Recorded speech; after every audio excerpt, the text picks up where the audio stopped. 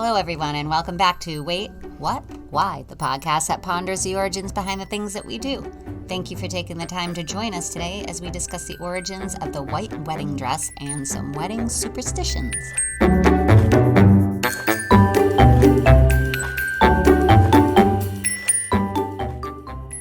I'm Nicole Gallagher. And I'm Dennis Gallagher. How are you today? Doing pretty good today. The weather's beautiful. We had a nice spirited walk in the woods. I'm always better with some miles under my belt. No, good. How you doing? Good. First day of summer vacation. First day of summer vacation, yeah. School is out, right? And then we got up, and went for like a 4-mile hike in the woods Yep. with the dog, and it's really hot. Right, we crushed the dog. He's downstairs, a shell of himself now, just panting. Yes. Yes, he needs that, though. He does. Yeah, Or well, we all kind of need yeah. that, I guess. It's a good day to go for a walk in the woods. It wasn't perfect. too buggy. It was actually, you said you thought you were getting eaten. I wasn't getting eaten. Yeah, I got eaten a little bit, but not bad. It Nope. could have been worse. It was harder than I expected it to be, but No, good day. We get to pick up a baby girl. She's coming back to town today. Our weary traveler coming back from the great state of Texas. So, yeah, looking forward to seeing her, and no complaints. no, me either. Yep. What are we talking about today, So dear? we're talking about weddings. Actually, this is part 2. So episode 20, if you haven't listened to it yet, was our first episode about weddings, and we talked about the origins of wedding rings That was and bridal parties. Yeah, which was interesting. Which was very interesting, and that is why that episode is called Ladies Watch Out for the Kidnappers. That's right. And if you haven't picked up on anything yet, all our episodes are named after things that come out of Dennis's mouth Wow, no pressure. during though. the No pressure. during the recording. So when I'm editing and listening to it, I pick the funniest thing I think he says and make it the title of our Well, let's hope I have something in my Show. bag of tricks today. I know. Right, I'm trying to do this without my glasses on, which means I'm a little bit blind here. Well, good, because then you can't cheat and I read my can't. show That's notes. right. I can't see the show notes. That's right. I'm going in Perfect. blind, I like it. figuratively and literally. So, yeah, again, if you haven't listened to episode 20, you might want to check that out before listening to this episode. But in this episode, we're going to talk about the origins behind the white wedding dress. And then I was going to do just like fun facts, but I wanted to do superstitions instead because I like it. And we're superstitious. We are. Yes. So, you ready? Cool. Yeah, absolutely. All right. So, white wedding dresses. So, before the 19th century, brides would wear whatever their best dress was to her wedding. So, for those needing to purchase a new dress, it wasn't considered very prudent to purchase a dress that would only be worn once. So, many ladies simply just got a dress they could afford and were able to rewear for other special occasions. All that has changed a bunch, hasn't A it? lot. Wow. Yeah. So, obviously, same as today, the richer the bride, the more fancy the dress, but color was never a consideration. In fact, most wedding dresses were red, brown, or russet colored. That just, I guess, probably makes it a little more universal, like you said, for that second, third, 100 use. Yeah, well, white was considered the least preferred color because it wasn't easy to maintain or clean, Right? and wasn't ideal to repeatedly wear over and over. It would like yellow. And, Yeah, of course. Yeah, so fade. white was like not the best color. Right. So the first documented instance of wearing a white wedding dress was a princess, Philippa of England, who wore a tunic with a cloak in white silk bordered with squirrel and ermine Wow. in 1406. Squirrel. Yes. That's fancy. I know. Now they run around like, what do I call them? Tree rats, right? And it was fancy back then. So They're that probably was, soft. yes, I would imagine. Well, any pelt that you know, Pelt's a good word. thank you, You're welcome. that you condition, right? So it's the Yourself. princess wore the squirrel dress? That was the first documented instance of a white wedding dress. That was 1406. She It's married. not that long ago, really. No.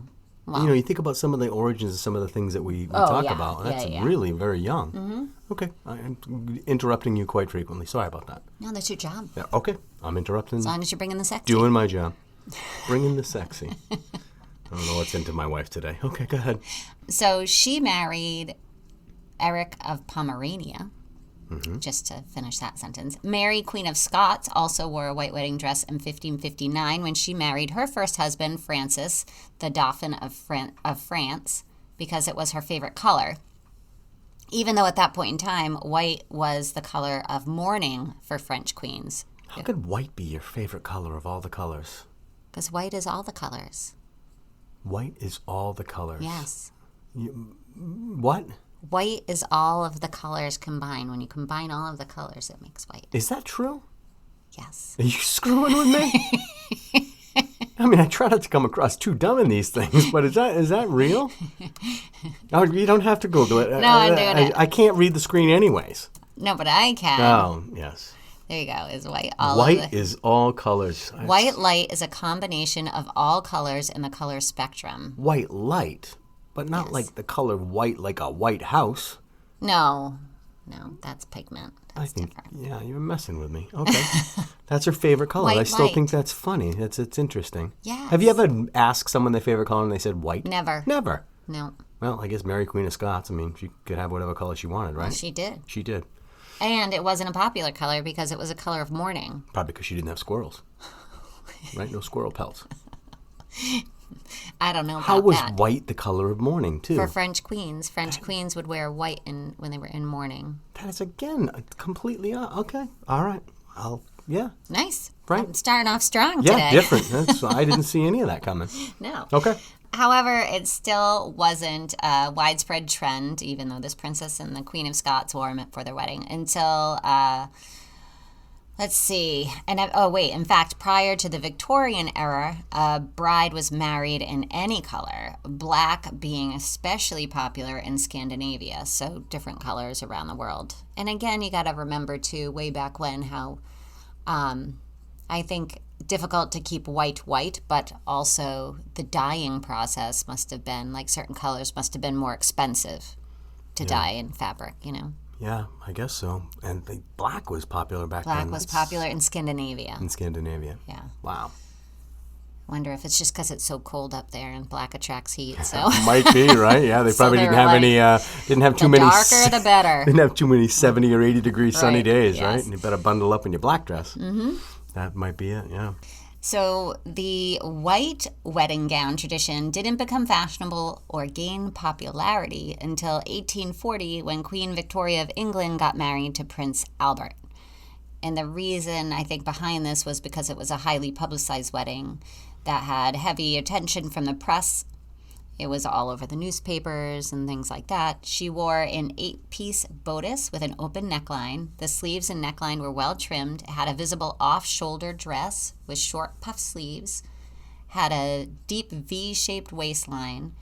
Her satin dress had a full-length skirt that was over 6 yards long. Oh, wow. So now you're getting into the train, right? Yes, Yeah. and it was carried by 12 attendants as Holy she walked cow. down the aisle. Jeez, no joke. The queen treasured her veil and lace flounce so much that she continually wore them to special events during her lifetime. She also repurposed her wedding dress so much that 56 years later, it was also used for her diamond jubilee. So 60th anniversary. Wow. Right? It's so weird, yeah. Is that an anniversary or just a celebration? I have no idea. I think it's 60. Either way. Right. It's a lot of years. It was 56 years later she wore it, so it must have been her. Well, couldn't be her. Yeah, that couldn't math be doesn't either. work. She was celebrating her 56th. 56 years later after her wedding. So yeah, That still doesn't make any sense. none of that makes sense. No. Anyway, Okay. Well, math isn't our strong suit. math does not right? work. Mm-mm. But we're just going to say it was 60 years later. Like, they can fact check us. Yes. It makes much better sense. Get rid of strike the 56 and just go with 60. I'm gonna do that. You know? Yeah. So 60 years later. We are a podcast of truth. We yes. Truth and lies, apparently. Truth and lies. That could be a new episode. Yeah, truth and lies. Yep. Or a podcast Yeah. of truth. Yeah. So Queen Victoria's white wedding dress was contributed largely towards the transition to and massive popularity of white wedding dresses. She broke the status quo by sticking to a lacy white gown. Queen Victoria's style and choice was massively copied across several continents by women who fancied her look and aspired to be just like her. At that time in England, there was a growing middle class that had the eagerness to display their wealth, and they followed the trends, especially of their queen, as they seen her in pictures splattered all over the magazines. Since the royal family was widely photographed, more people saw them and were heavily influenced by their fashion choices. It is believed that Queen Victoria's choice of white wedding gown was based on two reasons. She wanted to wear only British-made materials and also sought to support the lace industry in Bevan, which was in a point of decline at that time. So it was said that she wanted to support and revitalize the lace industry. So she was supporting her own local industry. Yeah. There are also reasons to show that she chose to wear a white wedding gown because it reflected innocence, purity, and good sense. For her, white was most preferable to show off the lace maker's artistry. I can't speak. It's okay. It's just Artistry. a podcast where we talk. It's okay. You don't have to speak well. After Queen Victoria made the white wedding dress popular, her daughters and her daughter-in-law, Alexandra, also did the same at their weddings. That was much better. Thank you. Yeah, thank you. I had to edit while I read because my writing was terrible. Editing on the fly? Yes. It is a live show, folks. Don't read just what you wrote That's because right. sometimes it's wrong. Yeah, you'd be like the anchor man, right? Yes. Yeah. She'll read whatever's on the prompt. Yes. Yeah, whatever's on the prompt. So the white wedding dress in the early 20th century became a status symbol because it spoke volumes about the bride's wealth. While several wealthy Americans and Europeans adopted the white wedding dress trend as quickly as it came, it only became popular amongst the middle class after the Second World War. During this period, there was a slight increase in the production of synthetic materials. The economic affluence that came post-World War also made it easy to produce enough nylon and rayon to make bountiful wedding dresses for more brides. Interesting. So although various wedding trends and styles have continued to evolve, the white wedding dress has stayed constant. It continues to be the most prevalent even amongst contemporary brides. And as a Wedding Wire, a popular wedding company, reports, about 85% of brides still choose to wear a white wedding dress because it is typically in fashion, and it has remained steady through the years. I don't ever remember seeing anything other than that, unless it was someone getting remarried. Right. I kind of keep waiting to get to that. I'm not going into that. You're not going into that at No. all? No?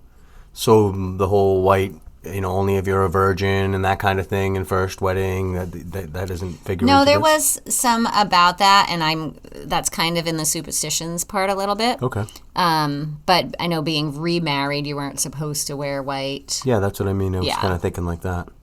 Only during your first wedding because it was a symbol of purity. But, Right. But that wasn't necessarily true because they never wore... White wasn't a trend. You would wear whatever you could at your wedding, So Right. that wasn't really that's not true. No, it seems like based on this, it's more to do with status and wealth, Yes. right? Yeah. I mean, if you were not of wealth, then you probably still wore whatever you could, whatever you Right. had.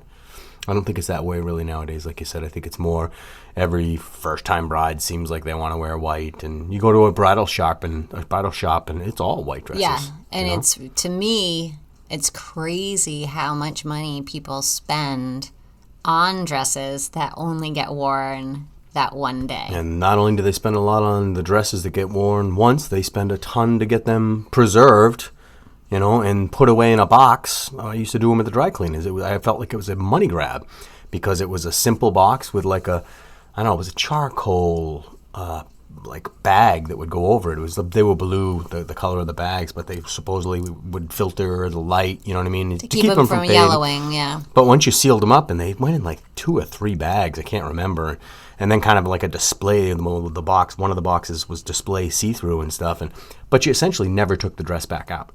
We were sealing it like a time capsule. Was it vacuum sealed? No, you would think it would be for the Yeah. money we used to get, but no, it wasn't. It was just kind of wrapped by us, and I always thought that was kind of a money grab.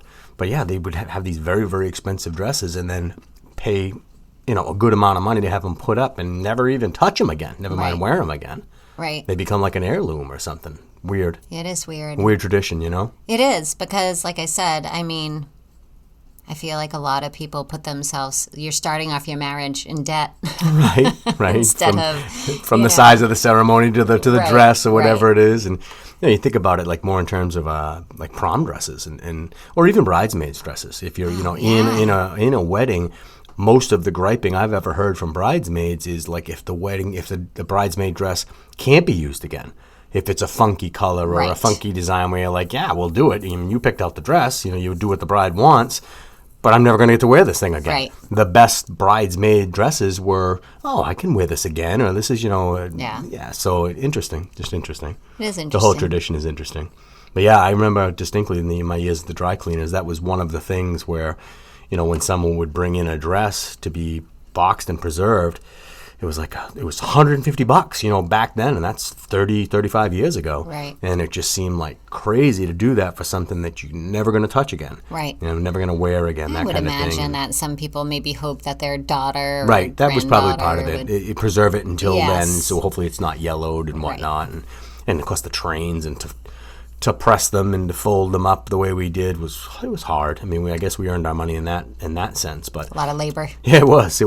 My old boss, Mike Garrity, he did most of that, and he had some tough ones. There was a lot of us holding the train and running the steam irons, before putting it away and stuff like that. But yeah, they're always white. I mean, it seems like wedding dresses were like always white. Right.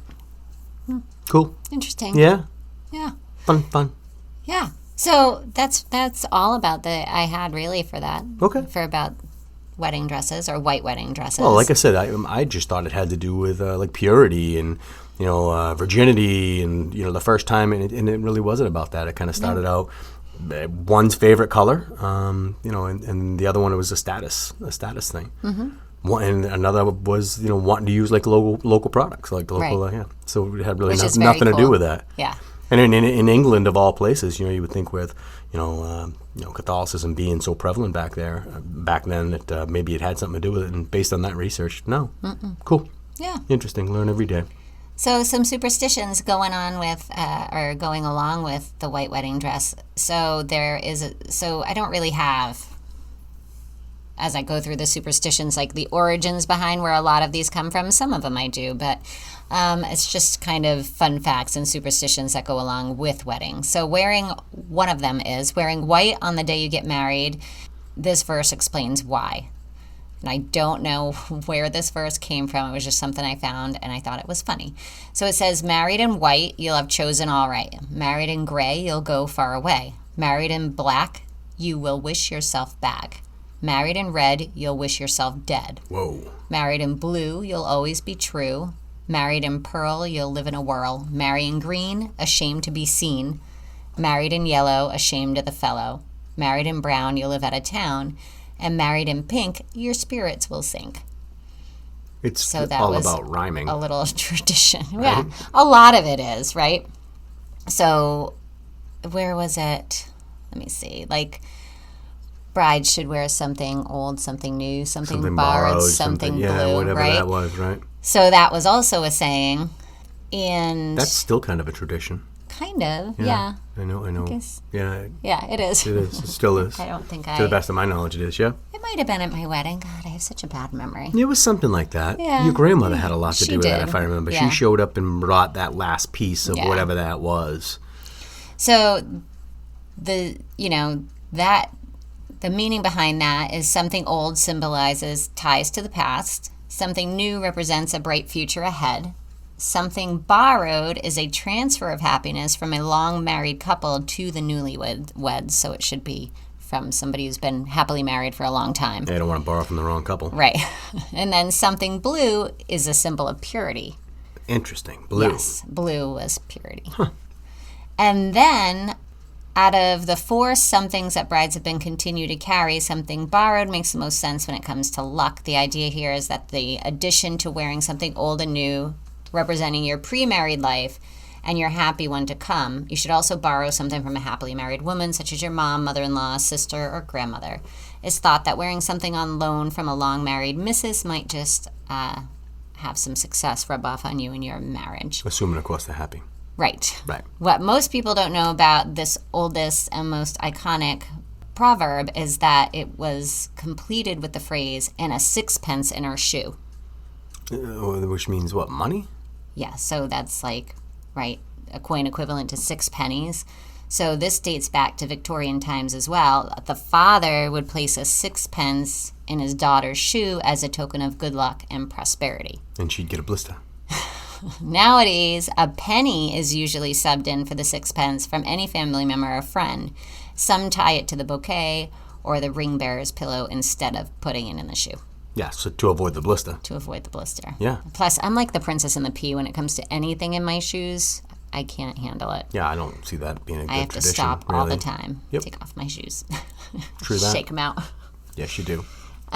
So in Asia, wearing robes with embroidered cranes symbolized fidelity for the length of a marriage.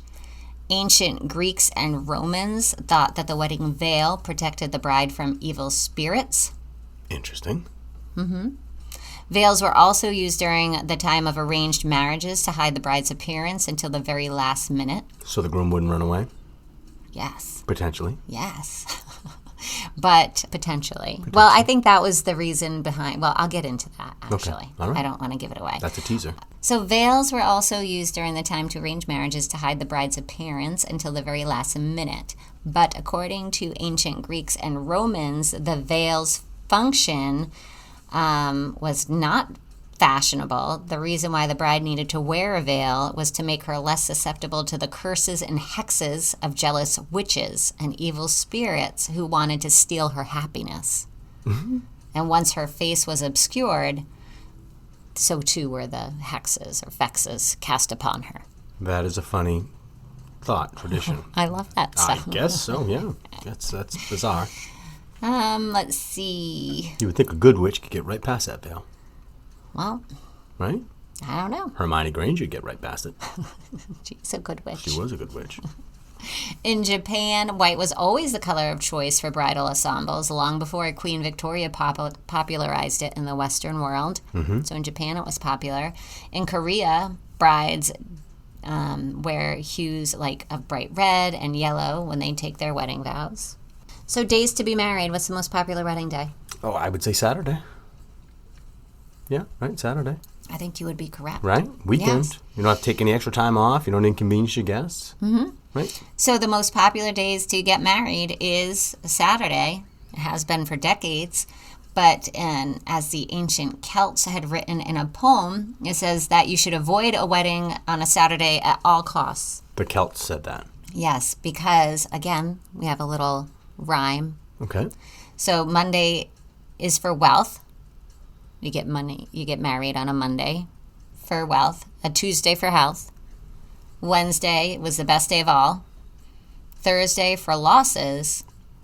Friday for crosses. And Saturday, no luck at all. Interesting.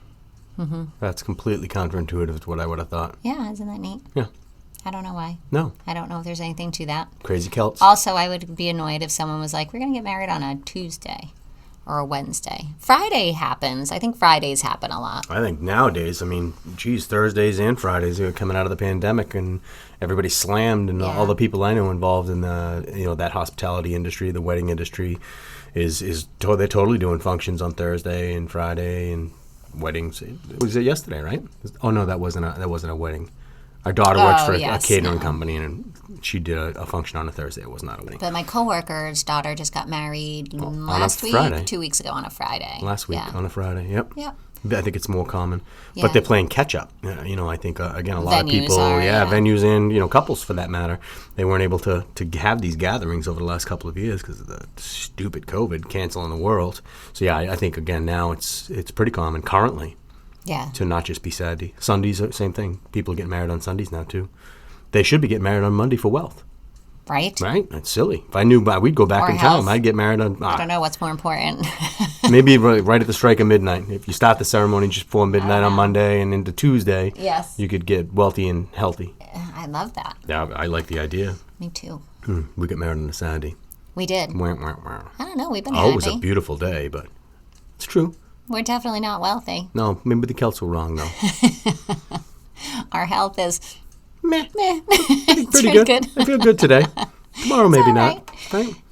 All right, so let's see. There was a superstition where if someone were to drop a ring or rings at the time of the ceremony, the person, regardless of their role, so it was the bride, the groom, the best man, whoever it was that dropped the ring, would die the next day. Would die the next day. Yeah. So wouldn't die the next day, would be the next to die. Holy cow. Right. So that's crazy. I know.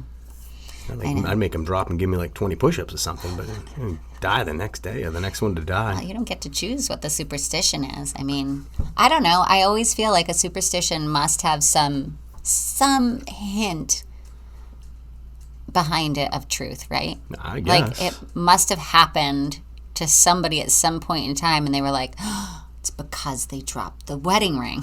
Right. So listen up, guys. Don't drop it. Right. Because you'll be the next You'll to die. be the next to die. And then that spread like a telephone. Like the game telephone. Yes. Yeah, maybe. Jeez. So knives are a common wedding gift registry item, right? Like a block of knives. Yeah, okay. Cutlery. Cutlery, yes. Sorry, that was said much better. Cutlery, that's so fancy. Cutlery. So according to a legend that dates back to the Vikings, knives symbolize the cutting or breaking of a relationship. So you should not give knives as a wedding gift. You truly never know what your wedding guests will end up bringing you, but they're saying that in order to forego this superstition of it bringing bad luck to your marriage, if you do get a set of knives for a wedding gift, in the thank you card, throw in a penny, so then it's more of a purchase and not a gift, and then you'll reverse the curse. That is an interesting twist. The penny is figuring prominent in this. Yeah. Right? That's crazy. Mm-hmm. Huh, throw in a penny. In England or English tradition, if a spider weaves its way into your wedding day, it is a terrific and radiant omen. So I think if you find a spider on your wedding outfit of the big day, it is a great omen. It is going to bring you good luck. Spiders are pretty small. I mean, you could miss the spider, and that's crazy. So if you don't see it, it doesn't matter. You don't get the luck, right? I'm surprised that hasn't become like a little tradition then, putting a fake spider in a wedding dress people somewhere. Would scream, right? Would have the opposite effect nowadays. Someone would fall or something. Oh, yeah. You don't want any spiders on there. Could be bad. Huh. All right, I have one more. Okay. You ready? I am. Rain on your wedding day? Good luck, right? Yes, good luck. Good luck. Nobody wants it, but good luck. Yes, it represents a streak of light for your special day. So if you see dark clouds gathering and raindrops coming down, it symbolizes, or it's said to symbolize, fertility and cleansing. And it's the perfect day to start your new life. Wow. Clean slate. A clean slate. Washes clean. Yep. Yeah, and, forces everybody inside and the caterers and makes it a tough day for everybody. But whatever. That's really interesting. Only yeah. if you have an outdoor venue, which is very popular nowadays as well, outside venues. It is. Oh, that's interesting too. Yeah. That's all I got. Spiders and rain. Spiders, rain, white. Don't give knives. Yes, don't give knives. Right? Don't give knives. Of all people, the Vikings said don't give knives. Probably had more knives than like any people's swords and knives, but don't give knives. Not on their wedding day. Not on the wedding day. Any other time. I wonder if they had like a barrel outside. We had to check your knife. You couldn't bring it into the venue, something like that, right? Like a weapons check. No, I feel like you couldn't get in without a knife. That's probably true. You'd look hokey. You just can't Something's give it for a wrong, gift. yeah. Right.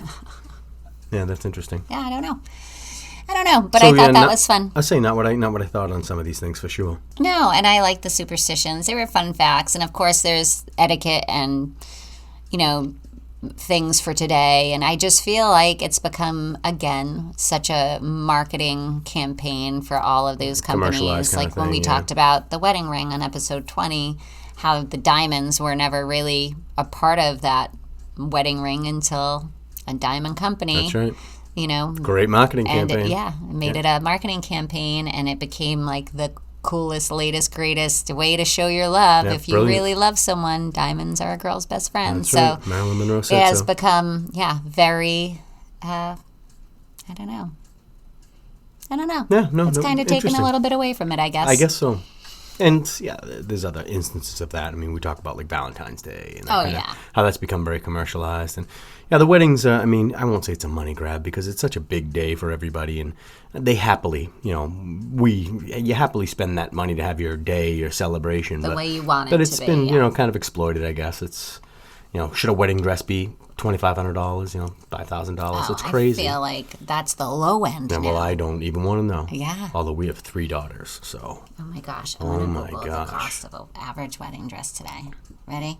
What's the fast answer? The average cost of a wedding dress is about $1,251 with $227 for accessories. I disagree with that. Oh, well, the Google machine says so. Well, I feel like it's more. But are you going to disagree with the Google machine? No, it looks like that's, like as I look at the other places, that says $1,600 and $1,700. So, yeah, I guess that is pretty common. $500 to $4,000. 500 to 4,000 is a pretty big range. Yeah. Yeah. Mine was under 500. You don't have to tell people that. Well, it was. Well, you're so frugal. And it's still sitting in the attic, and I never paid to have it. I think it's in a trash bag. It's probably kind of faded and yellowed on the edges, and yeah. Oh, man. Yeah, could have, well, maybe if I did pay $5,000, I would have taken better care of right. it. You didn't value it maybe that way, right? I don't know. Yeah. It was a couple $100. Whatever, throw it in the trash bag in the attic. I wish I could have worn it again. Up next to my yearbook, yeah. Yeah, right? Right. Old concert Old stubs. concert stubs. Right. Anyway, so that's it for today. Well, that was a pretty good little episode, too. Yeah, It was not there's bad. quite a bit that goes into a wedding, from a tradition and an origin standpoint. There was a lot. There was a lot about wedding stuff, but I really loved the superstition stuff, so I couldn't stay away from that. But I'm looking forward to June's episodes, 2 episodes, and hopefully we'll be out on time because it's summer vacation. You mean June or July, honey? July, sorry. We are okay. in June. Yeah. Oh my gosh. July's episodes, I'm really looking forward to. I found some fun stuff just like right before we started recording this episode. Nice. Stay tuned and check out those episodes when they come out. And yeah. Cool. That's it. All right. So we want to hear from you. Please reach out to us on any of our social media. Our handle on Instagram, Twitter, and Facebook is Wait What Why Pod. And you can also email us at waitwhatwhypod@gmail.com. I got it right. You did. Took you the whole episode, but you got it down pat, right? You can talk fine now. You can also help support our podcast by rating, leaving a review on any of your podcast directories, or by becoming a patron. And, just take a second to say that we are an independent podcast. We don't really have any sponsors, or we don't have any sponsors. No sponsors. So we rely on you, our faithful listeners, to help spread the word. And as always, a big thank you to Francis for our podcast artwork. Woo, Francis. Woo, woo. I know. So thank you, and congratulations if you're getting married or just got married within the last month. Congratulations. All right, bye-bye. Health and happiness. Bye-bye.